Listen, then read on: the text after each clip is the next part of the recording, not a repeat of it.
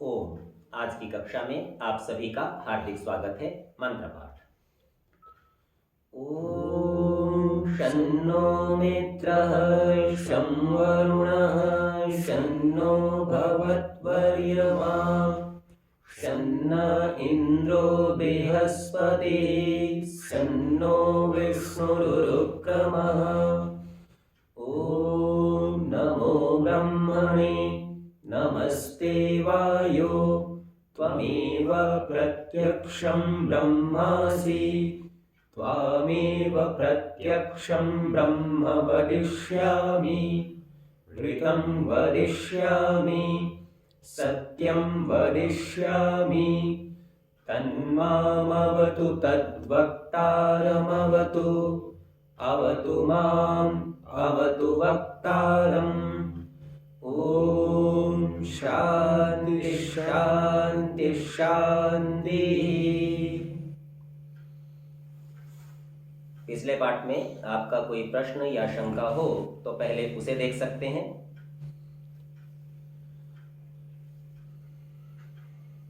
ठीक है, यदि उपस्थित लोगों का कोई प्रश्न नहीं है तो जो लोग इस कक्षा को ऑनलाइन सुन रहे हैं, यदि आपका कोई प्रश्न हो तो कह सकते हैं।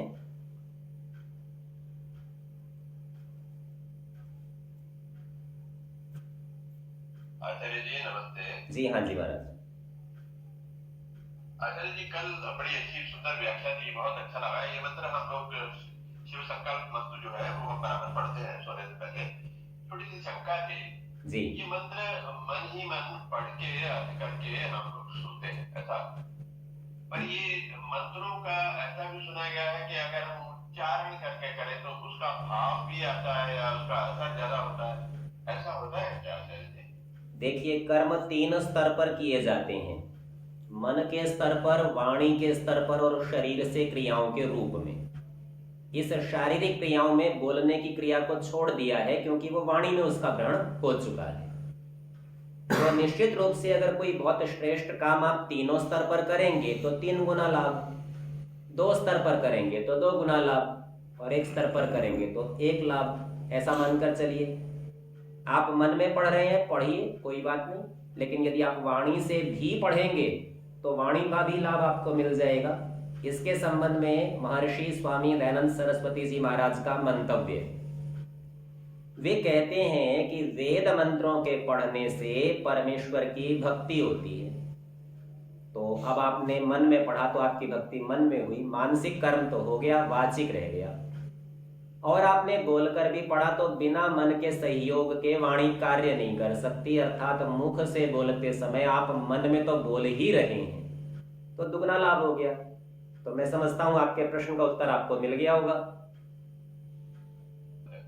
जी, अन्य कोई प्रश्न?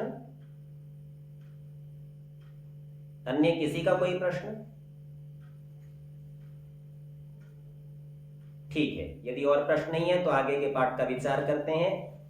सप्तम समुल्लासः, पृष्ठ संख्या 151। तीसरे मंत्र का विचार हमने पिछली कक्षा में कर लिया था और इस मंत्र के आर्य भाषा के अर्थ को जो ऋषि ने किया है उसको आज एक बार बांच लेते हैं। तो ये कह रहे हैं, हे दयानिधे, आपकी कृपा से जो मेरा मन जागते में दूर दूर जाता, दिव्य गुण युक्त रहता है, और वही सोते हुए मेरा मन सुषुप्ति को प्राप्त होता, वह स्वप्न में दूर दूर जाने के समान व्यवहार करता। सब प्रकाशकों का प्रकाशक एक वह मेरा मन शिव संकल्प अर्थात अपने और दूसरे प्राणियों के अर्थ कल्याण का संकल्प करने वाला होवे, किसी की हानि करने की इच्छा युक्त कभी न होवे। तो यहाँ तो ये कहा गया कि इस प्रकार का मेरा मन होवे, लेकिन वास्तव में जब प्रार्थना की जाती है तो ऐसे लक्ष्यों को ध्यान में रखकर मैं मन को अभ्यास कराऊं, अर्थात मन में ऐसे गुणों को भर लूं जिससे इस लक्ष्य की प्राप्ति होवे। तो मैं जब जब ऐसे कार्यों को करता हूं, पश्चात इस प्रार्थना को कहता हूं, तो मेरी प्रार्थना युक्त प्रार्थना होती है। अब इसके बाद पृष्ठ संख्या 151 पर ही यह जो चौथा मंत्र है हम इसका विचार करेंगे। ये कहते हैं, येन कर्मण्यपसो मनीषिणो यज्ञे कृण्वन्ति विदथेषु धीराः यदा पूर्वं यक्षमन्तः प्रजानां तन्मे मनः शिव संकल्पमस्तु। येन का अर्थ है जिसके द्वारा। अब यह चर्चा मन की चल रही है तो उस मन के संबंध में कह रहे हैं कि मन के द्वारा कर्माणि कर्मों को। और इसके बाद एक और शब्द इन्होंने कहा अपसो। अब अपह भी कर्म नाम में ही पढ़ा गया है निघंटू में, तो 2 बार कर्म तो होगा नहीं। तो स्वामी जी महाराज इसका अर्थ करते हैं तद्बंतः कर्मनिष्ठः, अर्थात ऐसे लोग जो कर्मनिष्ठ हैं, कर्मठ लोग हैं, कर्मों में लगे हुए हैं। अब वो क्या करते हैं? कर्माणि कर्मों को।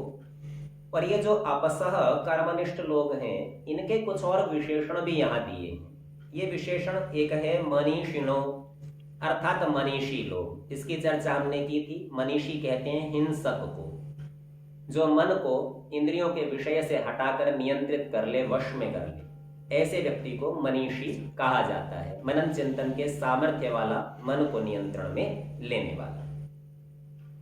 यज्ञ में कृण्वन्ति करते हैं।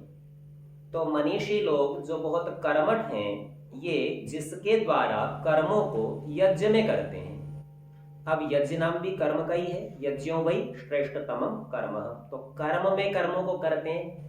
तो जब एक ही अर्थ को कहने वाले शब्द आते हैं तो प्रायः करके उनमें या तो विशेषण विशेष्य भाव होता है या उसमें लक्षणा से किसी अन्य अर्थ का ग्रहण किया जाता है। सो उसी दृष्टि से यहाँ पर देखेंगे। सो यज्ञ शब्द के 3 अर्थ स्वामी जी महाराज ने किए। एक तो वे कहते हैं अग्निहोत्र आदि कर्म में। तो जब यज्ञ का अर्थ ये आपका नित्य यज्ञ हो जाएगा जो आप प्रतिदिन करते हैं, तो इसमें की जाने वाली क्रियाओं को मनीषी और कर्मठ लोग करते हैं। यज्ञ करना कर्मठ लोगों का काम है। इसको ऐसा समझ लीजिए, आप एक मंत्र बोलते हैं और उस मंत्र के द्वारा नित्य यज्ञ में अग्न्याधान करते हैं। ओम भूर्भुवः स्वर्द्यौरिव भूम्ना पृथिवी ववरिम्णा तस्यास्ते पृथिवी देवयजनी। अर्थात ये पृथ्वी क्या है? जिस पर देव लोग यजन करते हैं। तो यूं समझ लीजिए यज्ञ करने वाले सबकी संज्ञा देव है। तो जो मनीषी लोग हैं, जो कर्मठ लोग हैं, जिनका विचार स्पष्ट है और जो अपने विचारों को क्रिया में परिणत करते हैं, उन्हीं का नाम देव है। तो ये समझ लीजिए ये यज्ञ की क्रियाओं को केवल देव लोग कर सकते हैं। उनके संबंध में चर्चा चल रही है और कहते हैं ये देव लोग येन, जिससे, अर्थात जिस मन से इस यज्ञ रूपी कर्म को और इसमें आने वाली क्रियाओं को करते हैं। एक और शब्द इन्होंने कहा विदथेषु। जैसे यज्ञ है उसी प्रकार से विदथेषु है। यज्ञ का अर्थ था यज्ञ में और विदथेषु का अर्थ हो गया विदथ में। हम अभी देख रहे थे कि यज्ञ शब्द के 3 अर्थ लेने हैं। एक अग्निहोत्र तो हमने देख लिया, और दूसरा होता है धर्म आदि से संगत व्यवहार में। अब यह व्यवहार यज्ञशाला में भी हो सकता है और यज्ञशाला से बाहर सारे संसार में भी हो सकता है। जहां जहां भी आप व्यवहार करेंगे, धर्म से युक्त होकर करेंगे, उस सब व्यवहारों का नाम भी यज्ञ हो जाएगा। और इसके पश्चात में जो तीसरा यज्ञ शब्द का अर्थ स्वामी जी महाराज करते हैं, वह अर्थ है योगाभ्यास।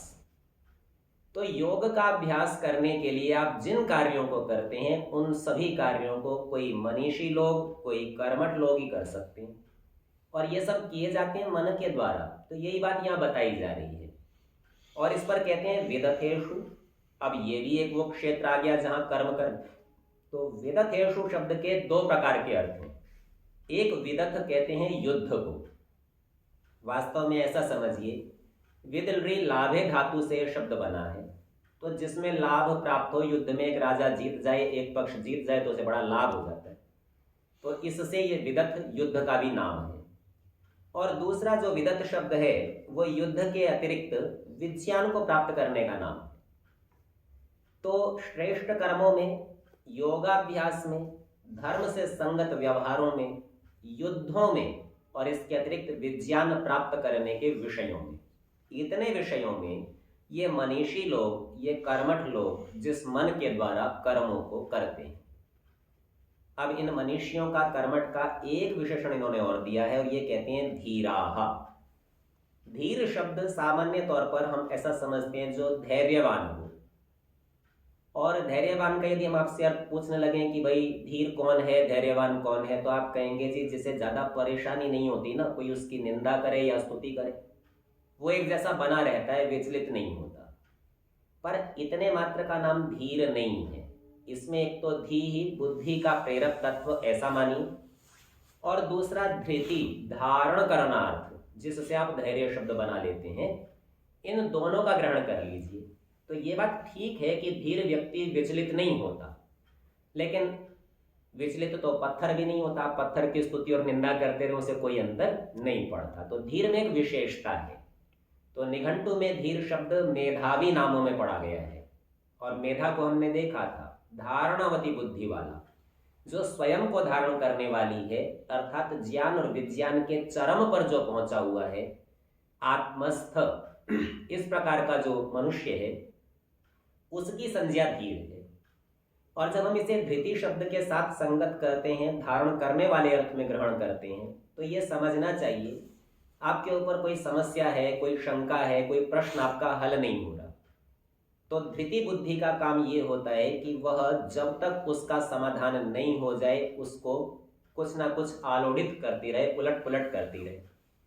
और जो इस प्रकार पूर्ण ज्ञान के साथ उसका समाधान निकाल ले, ऐसे व्यक्ति का नाम धीर है। ये नहीं कि बस मात्र कुछ भी हो, मुझे क्या लेना देना, इसका नाम नहीं। लोक में धैर्यशाली को, धीर व्यक्ति को हम कहते हैं ये सुस्त है, तत्काल प्रतिक्रिया नहीं करता है, सोचता रहता है। ध्यान रखिए, सोचने के बाद यदि समाधान नहीं निकाला तो वेद की भाषा में उसकी संज्ञा धीर नहीं होगी। तो यहाँ कहा धीराः अर्थात ध्यानवंतो मेधाविनः, जो ध्यान की प्रक्रिया से, योगाभ्यास की प्रक्रिया से युक्त मेधावी लोग हैं। तो ऐसे तीन विशेषणों वाले लोग ही यज्ञ को, युद्धों को और विज्ञान आदि को करते हैं। अब युद्ध का तात्पर्य इसको बुरे अर्थों में कभी नहीं लेना चाहिए। वैदिक लोगों का युद्ध अनिवार्य युद्ध होता है। इस युद्ध को आप दो स्थानों पर देख सकते हैं, एक बाह्य प्रजा की रक्षा के लिए, और दूसरा युद्ध होता है भीतरी आपके मन में, मस्तिष्क में, बुद्धि में जो चलता रहता है, वो सदा धर्म और अधर्म का, सत्य और असत्य का चलता रहता है।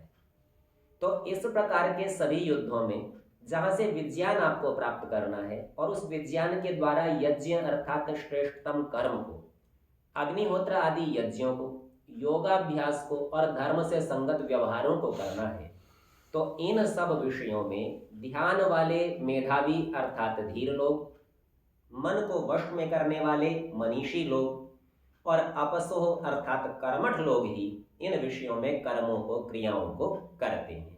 और करने का साधन वही जिसकी चर्चा पिछली कक्षा में की थी, मन। तो देखो, पिछली कक्षा में हमने विचार किया था ये मन कैसा होगा, तो शिव संकल्प वाला होगा।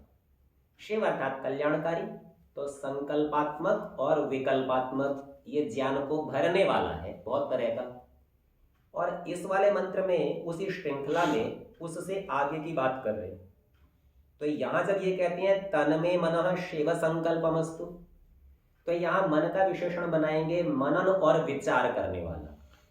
पहले मंत्र में ज्ञान प्राप्ति की चर्चा थी, सामर्थ्य की चर्चा थी, संकल्प विकल्पों की चर्चा थी।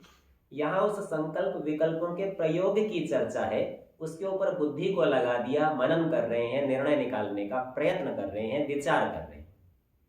तो इस बार मन को एक स्तर और ऊंचा ले गए दूसरा मंत्र बोलते हुए, और यहाँ विचार किया कि हमारा जो ऐसा मन है अब वो शिव संकल्पों वाला हो। तो पिछले मंत्र में परमेश्वर के ज्ञान को, परमेश्वर के सामर्थ्य को मन में लाने का विचार था, और जब इस बार दोबारा कहेंगे तो एक बात एक बार कह चुके, दोबारा क्यों कहेंगे, तो इसका तात्पर्य इस बार दूसरा अर्थ निकालेंगे। और दूसरा अर्थ यह बनेगा कि वह जो ज्ञान, वह जो सामर्थ्य इसने प्राप्त किया था, अब ये उसमें प्रेम रखने वाला हो। अब ये प्रेम शब्द इतना विचित्र है कि लोक में तो भिन्न भिन्न अर्थों में प्रयोग होता है, पर स्वामी जी महाराज की भाषा को आप देखेंगे तो वो कहते हैं प्रेमणा, प्रेम के द्वारा, अर्थात अत्यंत श्रद्धया। इससे अधिक नहीं हो सकती, ऐसी श्रद्धा के द्वारा उस गुणों का उपयोग करने वाला होवे। तो ऐसा नहीं है कि इसने मात्र ज्ञान प्राप्त किया और उस ज्ञान का भी ये कोई सम्मान नहीं करना चाहता, इसका अत्यंत श्रद्धा का भाव, आदर का भाव उस ज्ञान में है, और उस ज्ञान का ये प्रयोग भी करना चाहता है, इसीलिए उसके विषय में मनन कर रहा है, विचार कर रहा है और निर्णय निकालने की स्थिति में पहुंचना चाहता है। ये मन का दूसरा स्तर है। इस मंत्र की दूसरी पंक्ति के जो तीसरे चरण में इन्होंने कहा, तो ये कहते हैं यद अपूर्वम। अपूर्व का अर्थ है जो पहले कभी नहीं हुआ। तो निश्चित रूप से पिछले मंत्र में भी हम इसका विचार कर रहे थे। प्रार्थना यही थी कि भाई मन तो है, ठीक है, इसके पास सामर्थ्य भी बहुत है, ठीक है, पर संपूर्ण सामर्थ्य नहीं है ना, वो तो परमेश्वर के पास है। तो परमेश्वर के साथ इसको जोड़ने की चर्चा इसीलिए थी, और यहाँ ये मानकर चल रहा है कि उससे ज्ञान मिल रहा है, तो यह भी अपूर्व सामर्थ्य वाला अर्थात अत्युत्तम गुण वाला हो गया ये। तो अत्युत्तम गुण, कर्म और स्वभाव वाला जो ये मेरा मन है, ये अपूर्व मन है। पहला ऐसे नहीं था, अब ये जो ऊपर प्रयत्न किया इससे हो गया। और कहते हैं यक्षम, तो ये मन का नाम है। जैसे पहले मंत्र में दैवम नाम आया था ना कि ये दिव्य गुणों से युक्त हो, यहां पर कह रहे हैं यक्षम। अब ये जो यक्ष शब्द है ये यज धातु से बनता है। अब यज का एक अर्थ तो कर्म हम वैसे ही जानते हैं, अभी हम देख चुके हैं। इसके अतिरिक्त संगतिकरण, देव पूजा और दान, इन तीन अर्थों में महर्षि पाणिनि ने धातु पाठ के अंदर यज धातु को रखा है। तो ये समझ लीजिए ये यक्षम है, अर्थात यज से जुड़ा हुआ, संगतिकरण करने के योग्य, कर्मों को करने के योग्य, कर्मनिष्ठ। ये मन की एक और विशेषता। इन 6 मंत्रों में मन के 5 प्रकार के कार्यों के आधार पर मन को 5 ही ये नाम देंगे। पहले मंत्र में दैवम नाम दिया था और दूसरे मंत्र में यहां इन्होंने यक्षम नाम उसका दिया है। अब इसमें जो एक रहस्य है या रोचकता है उसको थोड़ा सा समझ लेते हैं। दैव शब्द ज्ञानेंद्रियों के लिए भी प्रयोग होता है। आदि दैविक जो पाप हैं या ताप हैं, जो दुख हैं, वो इंद्रियों से संबंधित होते हैं। तो दैव मन तो ज्ञान प्राप्ति के लिए, वहां चर्चा भी यही थी, परमेश्वर का ज्ञान, परमेश्वर का सामर्थ्य हम प्राप्त करें, तो इसीलिए वहां इसको दैव मन कहा था। और अब ज्ञान के बाद चूंकि कर्म का प्रभाव शुरू होने वाला है, तो इसीलिए इसकी संज्ञा यक्षमन या यक्षम रख दी है। और इस यक्षम के आगे कहते हैं अंतः प्रजानाम, प्रजाओं के अर्थात संपूर्ण संसार के प्राणियों के अंतः बीच में। तो ये सबके साथ जुड़ा हुआ है। इसी बात को ये आगे के एक मंत्र में भी समझाएंगे। यहां पर भी ऐसा समझ लीजिए कि एक के मन का विचार अथवा विकार दूसरे के मन के विचार अथवा विकार से प्रभावित होता है। आप यदि प्रसन्नचित्त हैं, मुस्कुरा रहे हैं, हंस रहे हैं, और आपको दूसरा व्यक्ति देखता है तो आपकी प्रसन्नता से वो भी प्रभावित होता है, क्योंकि प्रसन्नता के रूप में जो कुछ भी लक्षण या प्रतिक्रिया आपने प्रस्तुत की थी वो आपके मन का ही तो कार्य था, और उसको देखकर अब देखने वाले के मन पर प्रभाव पड़ता है और वह भी प्रसन्न जैसा हो जाता है। किसी व्यक्ति को दुखी देखकर आपका हृदय भी द्रवित होता है, आपका मन भी विचलित होता है, कष्ट का अनुभव आप भी करते हैं। ये अलग बात है, ठीक उसके जैसा तो नहीं कर सकते। तो सबका अनुभव अपना अपना होता है, परंतु हम प्रभावित अवश्य होते हैं। तो इसी दृष्टि से यहाँ कहा अंतः प्रजानाम। अब अंतः प्रजानाम कहने, जी हाँ जी, यक्ष का अर्थ यज मान लीजिए। इसमें औणादिक सन प्रत्यय होने से ज को क और फिर सन प्रत्यय का स लग के क्ष, इस तरह का यक्ष शब्द बन गया। सामान्य तौर पर लोक कथाओं में या संस्कृत साहित्य में यक्ष ऐसे व्यक्ति का नाम है जो बलवान तो बहुत है पर प्रकट नहीं होता, छिपा रहता है। आपको महाभारत का यक्ष युधिष्ठिर संवाद कदाचित ध्यान हो। जल का देवता है, वारीचर है, पानी के ऊपर तैर रहा है, दिखाई नहीं देता, लेकिन जब पांडु पानी पीने आते हैं तो रोक देता है अपनी शक्ति से। और रोकने का सामर्थ्य भी इतना है कि संसार के सर्वश्रेष्ठ धनुर्धर, गदाधर आदि भी उसके बोलने मात्र से बेहोश होकर मृत प्राय पड़े। तो इसी से आप समझ लीजिए यक्ष उस सत्ता का नाम है जो बहुत अधिक बलवान है और जो अन्य माध्यमों से प्रकट होता है, सीधा नहीं दिखाई देता। तो साहित्य में उसको यक्ष कहते हैं, और यहाँ पर भी वेद में जो उसके लिए यक्ष शब्द का प्रयोग किया है, तो यूं समझ लीजिए वेद के इस यक्ष गुण को ही उठाकर साहित्य में इस प्रकार के यक्ष की कल्पना की गई है। तो यक्ष वह है, प्रश्न बराबर हम लोग इस्तेमाल देखते हैं, यक्ष प्रश्न। हाँ जी, यक्ष प्रश्न का अर्थ है इतना कठिन प्रश्न जो युधिष्ठिर जैसा धीर व्यक्ति ही उत्तर दे सकता है, और बल से, तीर से और गदा से जिसके उत्तर नहीं दिए जा सकते। तो जो धर्म पर आरूढ़ रहता है, कठिन समस्या केवल समाधान करना उसी का काम है, अन्यों का नहीं। तो ये यक्ष प्रश्न है, अर्थात इतनी बड़ी समस्या है कि आप मरते हो तो मर जाओ, प्रश्न नहीं हटेगा। तो ऐसे में जो धैर्य का प्रयोग करेगा वह ही यक्ष प्रश्न का समाधान कर सकेगा। इसीलिए मंत्र में भी एक शब्द रखा था, धीरा। तो धीर व्यक्ति केवल यक्ष के रूप में या यक्ष की शक्ति को अपने नियंत्रण में कर सकता है, और कोई नहीं कर सकता। आप उस सारी कथा में जानते हैं, युधिष्ठिर जी ने एक भाई को जिंदा कराया और यक्ष ने प्रसन्न होकर बाकी चारों को भी जिंदा कर दिया। तो यहाँ ऐसा समझ लीजिए कि ये यक्षम केवल और केवल मन के सामर्थ्य का द्योतन करने के लिए है। ये इतना बड़ा, इतना बलवान है कि सब इंद्रियों को उनके काम में लगाता है, सबसे ज्ञान प्राप्त करता है, कर्म इंद्रियों को आदेश देता है और प्रत्यक्ष किसी को दिखता ही नहीं। और जब तक ये नहीं हो तब तक बाकी सब व्यर्थ हैं। हम एक दृष्टांत अनेक बार आपको दे चुके, महाभाष्य में इसकी चर्चा है। आचार्य शाकटायन के सामने आकर किसी ने पूछा, क्या यहाँ से सातवाह कोई बारात गई थी? बोले मेरे को पता नहीं, मैंने देखा नहीं। बोले आंख तो खुली है, जाग भी रहे हो, पर मन कहीं और है। तो यूं समझ लीजिए, मन के अन्यत्र होने पर अन्य सब व्यर्थ हो जाता है। इस उसके अत्यंत सामर्थ्य को दर्शाने के लिए यहाँ यक्षम शब्द का प्रयोग किया गया। और यह यक्ष भी अपूर्व बन गया है, क्योंकि परमेश्वर के सामर्थ्य से यह युक्त हो चुका। अब इस अपूर्व यक्ष को अपने नियंत्रण में लेने वाले लोग धीर हैं, मनीषी हैं, अपसह अर्थात कर्मठ हैं। और ऐसे लोग इस मन को, इसके सामर्थ्य को यज्ञ में और विदथ में, धर्म अधर्म के निर्णय में, विज्ञान के प्राप्त करने में, श्रेष्ठतम कर्मों के करने में, अथवा जो यज्ञ के हमने 3 अर्थ आपको बताए, अग्निहोत्रादि, धर्म से संगत व्यवहार और इसी प्रकार से योगाभ्यास। तो ये धीर, मनीषी, कर्मठ लोग इन विषयों में इस अपूर्व यक्ष को इस कर्म करने में समर्थ, मननात्मक, विचारात्मक मन को लगाते हैं। अब कैसे लगाते हैं? तो उसके लिए जो ये इस मंत्र में एक केंद्र बिंदु में शब्द रखा है, अंतः प्रजानाम। तो यहाँ ये समझ लीजिए, जो हमारे जीवन का चरम लक्ष्य है, जिसे हम मुक्ति या मोक्ष कहते हैं, और प्रत्येक व्यक्ति की यह कामना होती है कि मैं मुक्ति को प्राप्त करूं। पिछले दिनों एक सभा में मैंने पूछा था, क्यों साहब मुक्ति आपकी अकेले की होती है या समूह में होती है? सभी लोगों का उत्तर था अकेले अकेले की होती है। तो चर्चा ये हो गई कि यदि आप अकेले अकेले मुक्ति को चाहते हैं और प्राप्त कर सकते हैं, तो फिर संगठन किसके लिए बनाना? तो थोड़ा सा एक समस्या लगेगी कि बात तो ठीक है, फिर तो संगठन तोड़ देना चाहिए। पर यहाँ वेद का आदेश देखिए, ये कहता है अंतः प्रजानाम, इन प्रजाओं के बीच में से ही आपकी मुक्ति का मार्ग निकलेगा और कहीं से नहीं निकलेगा। कल्पना कीजिए, हम एक सिद्धांत आपके सामने रखते हैं कि साहब मुक्ति निष्काम कर्मों का फल है। ठीक है, बड़ी अच्छी बात है निष्काम कर्म का, लेकिन आप निष्काम कर्म करोगे कैसे? जो अपने लिए करोगे तो वो तो स्वार्थ की भावना से हुए, स्वकाम या सकाम कहिए, और जो दूसरों के लिए करते हो केवल उन्हीं को तो निष्काम कह सकते हो कि साहब इसमें मेरा तो कोई स्वार्थ है नहीं। तो यूं समझ लीजिए, मुक्ति का मार्ग संगठन और समाज के बीच में से होकर निकलता है, अकेले में से कभी भी नहीं निकल सकता।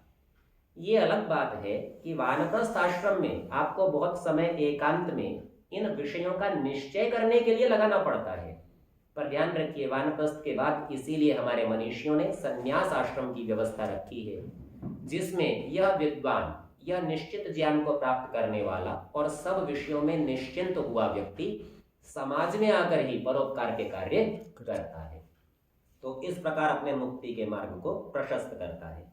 तो यहाँ भी यही चर्चा है, अंतः प्रजानाम, ये पूरा मन सब प्रजाओं के बीच में कार्य करने वाला, सबके बीच में उपस्थित, इस प्रकार का ये है। अब इसके द्वारा शिव संकल्प वाला इसको बनाना है। तो वेद मंत्रों की शैली समझ लीजिए, जब ये कहते हैं कि ये ऐसा है, तो इसका तात्पर्य है कि जो मन ऐसा है वह ही शिव संकल्प वाला है, वह ही मुक्ति के मार्ग पर और परमेश्वर के सामीप्य को प्राप्त करने में समर्थ हो सकता है। तो कुल मिलाकर मंत्र का भाव बनेगा कि कर्मठ लोग मन की जिस अवस्था के द्वारा मनीषी लोग और धीर लोग ध्यान करते हुए, मन को वश में करते हुए यज्ञ, युद्ध और विज्ञान आदि कर्मों में, अग्निहोत्र आदि धर्म संगत व्यवहार में, और योगाभ्यास आदि क्रियाओं को करते हैं जिस मन के द्वारा करते हैं, अर्थात मन में इन सारे गुणों को लाएं और लाने के बाद इनसे इन क्रियाओं को करें। अब यहाँ पर भी एक छोटा सिद्धांत और समझ लेना चाहिए। जब भी हम किसी नए कार्य का प्रारंभ करते हैं तो हम उसके अभ्यस्त नहीं होते। हम कहते तो हैं कि हम यज्ञ कर रहे हैं, पर हमें आता नहीं और अनेक त्रुटियां हमसे होती हैं। कभी पात्रों के प्रयोग की विधि में, कभी क्रियाओं के करने में, कभी मंत्रोच्चारण में, अनेक तरह से होती है। लेकिन कुछ काल के पश्चात करते करते हमारा अभ्यास बन जाता है और अभ्यास बनने के परिणाम स्वरूप हम उन्हीं क्रियाओं को अत्यंत सहजता से और त्रुटि से रहित करके कर पाते। ठीक वही बात यहाँ पर भी है।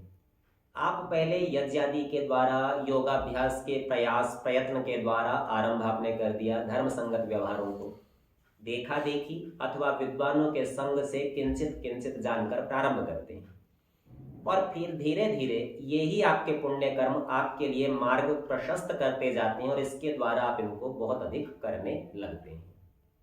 अब जो यहाँ पर मन का अभ्यास कराना है तो यज्ञ के द्वारा, योगाभ्यास के द्वारा, विज्ञान आदि की प्राप्ति के प्रयत्न के द्वारा आप पहले मन को अभ्यस्त बना देते हैं और फिर इस अभ्यस्त मन से इन्हीं कामों को करते जाते हैं, यज्ञ को और विदत को, इनमें सब क्रियाओं को करते जाते हैं। तो जब आप ऐसा करते हैं तो उससे इस मन को अपूर्व सामर्थ्य प्राप्त होता है, ये अत्युत्तम गुणों से भर जाता है, इसकी संज्ञा यक्ष बन जाती है और यह यक्ष बना हुआ मन सब प्रजाओं के बीच में चलने वाला, स्फुरण करने वाला, अर्थात सबको कुछ ना कुछ ज्ञान विज्ञान से प्रेरित करने वाला अथवा अपने कर्मों के द्वारा प्रभावित करने वाला हो सकता है। तो प्रार्थना का स्वरूप ये है कि पहले मैं ये सारे काम कर लूँ और जब मैं कर लूँ तो फिर परमेश्वर से निवेदन करूँ कि तत्मे मनः, वो मेरा जो मन है शिव संकल्पों वाला हो। तो प्रारंभ से आपके ज्ञान को प्राप्त किया था, उस ज्ञान पर विचार करने का सामर्थ्य भी आप मुझे दे दीजिए। तो ये चौथे मंत्र का हमने यहाँ सामान्य संस्कृत से अर्थ देखा। अब आर्य भाषा में ऋषिकृत इसके भाष्य को देखते हैं। पृष्ठ संख्या 152 पर ये कहते हैं, हे सर्वांतर्यामी। यह बात भी हमने आपको पिछली कक्षा में बताई थी कि परमेश्वर का संबोधन उसी शब्द से, उसी गुण के द्वारा करते हैं जिस गुण को अपने भीतर धारण करना चाहते हैं। अंतर्यामी का अर्थ होता है दूसरे के भीतर गति करने वाला अथवा दूसरे के ऊपर नियंत्रण करने वाला। अंतः का अर्थ भीतर है और यामी शब्द में यम धातु से आप निकालेंगे तो एक तो गति और दूसरा नियंत्रण। जैसे आप नियम कहते हैं या संयम कहते हैं तो सब जगह यम का प्रयोग है। तो अंतर्यामी होता है जो दूसरे में गति और नियंत्रण कर सके। और सर्वांतर्यामी वह परमेश्वर है, वो हम सबके भीतर गति करता है, प्राप्त है और हम सबका नियंत्रण भी करता है। और निश्चित जानिए कोई भी व्यक्ति यह चाहता ही है कि सारा संसार उसके अधीन रहे, सब उसके नीचे हो। इसका कारण यह है कि इससे उसकी श्रेष्ठता का प्रतिपादन होता है। तो सर्वश्रेष्ठ हम कैसे बन सकते हैं उसकी विधि इस मंत्र में बताई। इसीलिए परमेश्वर को सर्वांतर्यामी इस नाम से संबोधित किया कि हम भी यही गुण चाहते हैं। कहते हैं जिससे कर्म करने हारे, ये अपसो का अर्थ है। धैर्य युक्त, ये धीरा का अर्थ है। विद्वान लोग, ये मनीषी का अर्थ है। तीनों शब्दों के अर्थ देकर कहते हैं यज्ञ और युद्ध आदि में कर्म करते हैं। तो यज्ञ विदकेषु च, तो इनमें ये लोग काम करते हैं। और मन कैसा है? जो अपूर्व सामर्थ्य युक्त। तो अपूर्व तो यही है क्योंकि सब लोगों का मन तात्विक दृष्टि से, उपादान कारण की दृष्टि से तो एक समान है, लेकिन उसके अंदर जो गुण परमेश्वर के सहाय से, परमेश्वर के समीप से भरे जाते हैं, इसके कारण यह अपूर्व बन जाता है। तो कहते हैं जो अपूर्व सामर्थ्य युक्त। और यक्षम शब्द का अर्थ यहां पर ये खोल रहे हैं, तो ये कहते हैं पूजनीय। स्वामी जी महाराज ने इसके भी दो अर्थ किए हैं। जैसे यज्ञ हमारे लिए श्रेष्ठतम कर्म है तो ये पूजनीय तो है ही। वो कहते हैं पूजनीयम संगतम वा। तो यज्ञ शब्द का जो एक पहला ही अर्थ है ना, संगतिकरण, उसको उन्होंने ग्रहण किया। अर्थात ये मन सबके साथ जुड़ने के स्वभाव वाला है, इसकी आदत है, अपना मन दूसरे से जोड़ लेता है। ये उसके साथ, जैसे हम चर्चा कर रहे थे, उसके सुख से और दुख से प्रभावित होता है। एक तो ये है कि आप दूसरे से प्रभावित होते रहें, और एक ये है कि आप अपने सामर्थ्य के द्वारा दूसरे को प्रभावित कर लें। दो परिस्थितियां आपके सामने हो तो मैं समझता हूं हम में से अधिकांश लोग ऐसे ही सोचते होंगे कि जब हम दूसरे को प्रभावित कर लेंगे वो स्थिति ज्यादा अच्छी है। वो अच्छी इसलिए है क्योंकि वो हमारी श्रेष्ठता की, हमारे अधिक सामर्थ्य की प्रतीक है, और जब हम प्रभावित होते हैं तो वह हमारे दौर्बल्य की प्रतीक होती है। तो इस प्रकार ये कहते हैं कि ये पूजनीय है। अब पूजनीय है तो एक व्यक्ति पूजनीय तब होता है जब दूसरे लोग उसकी पूजा करें। तो ये इस बात का प्रतीक है कि ये मन अकेला रहकर सब कुछ नहीं कर सकता, इसको दूसरों के बीच में आना ही पड़ेगा। और इस बात के लिए ये कहते हैं और प्रजा के भीतर रहने वाला है। तो प्रजा के द्वारा ये पूजनीय होता है, इसीलिए वो उनके भीतर रहता है। जैसे हमारा कोई श्रेष्ठ नेता हो तो हम कहते हैं ये हमारे दिलों में बसता है। तो वास्तव में दिल में तो नहीं बसता, बसता तो अपने घर में ही है, पर उसका विचार हमको प्रभावित करता है, हमें वो अच्छा लगता है, हम उसके अनुसार क्रियाओं को करना चाहते हैं या उसके अनुसार समाज की व्यवस्था बनाना चाहते हैं, उसे श्रेष्ठ देखना चाहते हैं। इन सब बातों का यहाँ ग्रहण है। ये जो अपूर्व सामर्थ्य वाला मन है ये यक्ष बन जाए, यज्ञ के समान पूजनीय आदरणीय बन जाए। और जैसे यज्ञ में संगतिकरण किया जाता है ठीक इसी प्रकार ये भी संगतिकरण करने वाला बन जाए। संगति किससे करेगा? तो सो कहा प्रजाओं के भीतर। अब इस यज्ञ शब्द के संगतिकरण अर्थ को भी थोड़ा सा देख लेना चाहिए।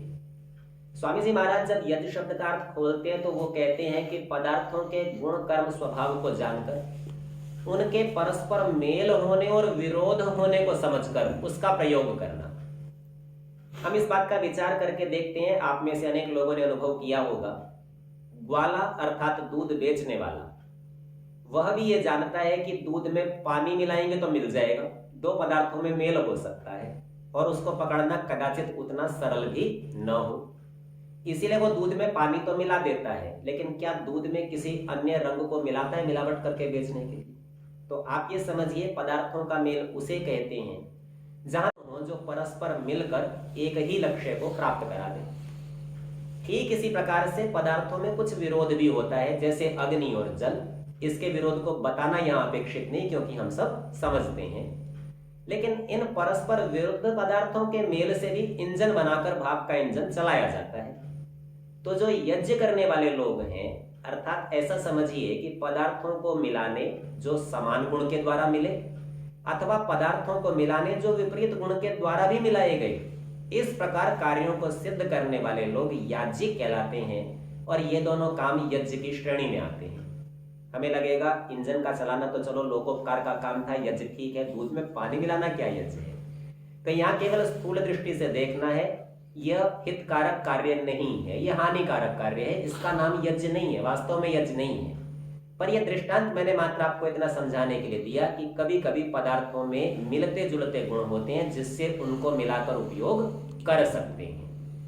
आप इसके पीछे भाव को देखिए। किसी व्यक्ति को यदि दूध पचता नहीं, हाजमा कमजोर हो, तो चिकित्सक कहते हैं ऐसा करो, इसमें थोड़ा पानी मिला के पिलाओ, अब उसे पच जाएगा, अब आपको यह कार्य बुरा नहीं लगेगा। तो ठीक इसी प्रकार से यहाँ पर भावना के साथ जोड़कर किसी भी समान गुण वाले पदार्थों का प्रयोग या विपरीत गुण वालों का संगतिकरण कर देना, यह सब यज्ञ के अंतर्गत आ जाता है। तो यहाँ पर भी इसी प्रकार का जो मन है वो प्रजाओं के भीतर रहने वाला, पूजनीय, संगतिकरण करने वाला, तो समाज के जो सज्जन लोग हैं उनकी तो वृद्धि करता है, अपनी प्रजा को खूब उन्नति प्रदान करता है, और जो समाज के प्रजा के दुष्ट लोग हैं उन्हें जेल आदि में डालकर व्यवस्थित करता है।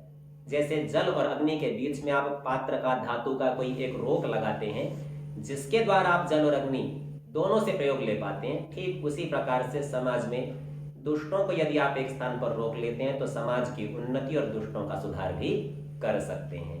तो इस प्रकार यहाँ मन को यक्षम नाम से कह दिया, जो यज्ञ के अर्थ का प्रतीक है, और कहा प्रजा के भीतर रहने वाला है वह मेरा मन, धर्म करने की इच्छा युक्त।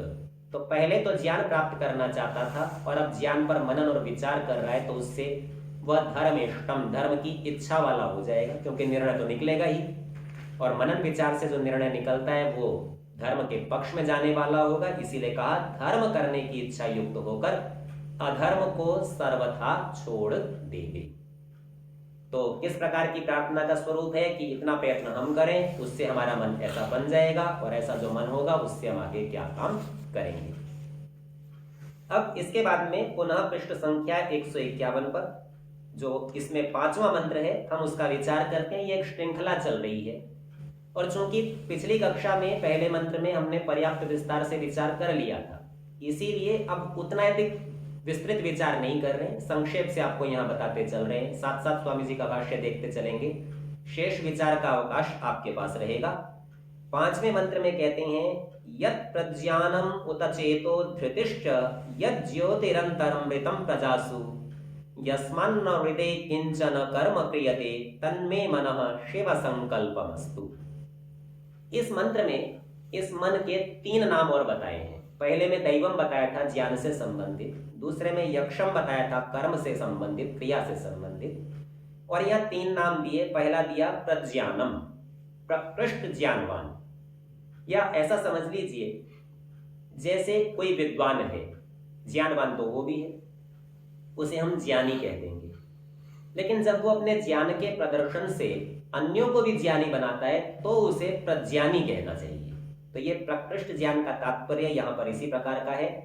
प्रज्ञानम द्योतनात्मकम, ये स्वयं तो दीप्त है ही, लेकिन अब ये दूसरों को द्योतित भी कर रहा है, दूसरों को चमका भी रहा है। तो जो मन का ऐसा स्वरूप या ऐसा गुण है, उसके कारण से मन को प्रज्ञानम नाम से कहते हैं। फिर कहते हैं उत चेतो, चेतः शब्द चित्त से संबंधित है और चित्त का कार्य मनुष्य के शरीर में स्मरण करना है। पहले की बातें जो संचित हुई हैं उसको उठा उठा के देखना है, जिसे आप याददाश्त स्मृति के नाम से कहते हैं। तो बोले मन का एक ये भी गुण है, तो इसके गुणों के आधार पर, इसके कार्यों के आधार पर इसकी भिन्न भिन्न संज्ञाएं होती जाती हैं। पुनः कहते हैं धृति ही च, और धृति माने धारण करने वाला। तो धृति को ऐसा समझ लीजिए, एक तो ये निश्चय निकाल कर धारण करता है, निश्चयात्मक वृत्ति।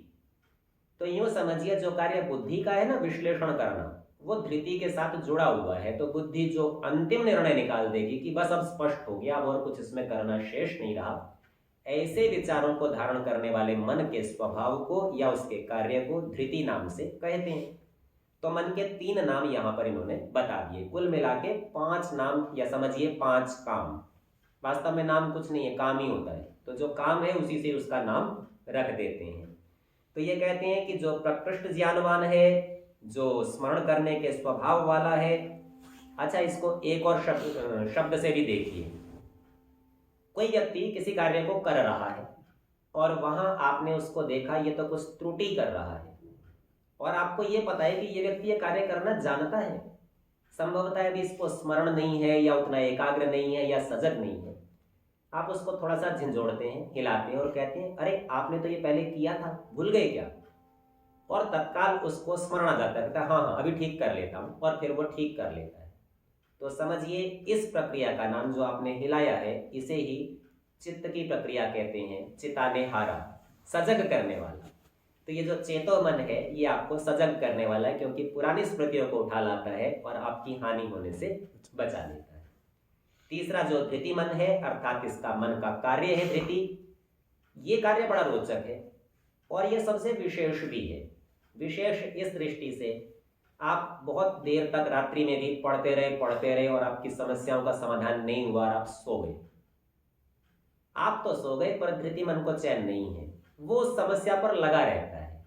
ये अत्यंत चिंतनशील है और चूंकि इसका संबंध बुद्धि के साथ है, सो ये निश्चय निकाल लेता है और निश्चय निकालकर उत्तर को जमा करके अपने पास रख लेता है।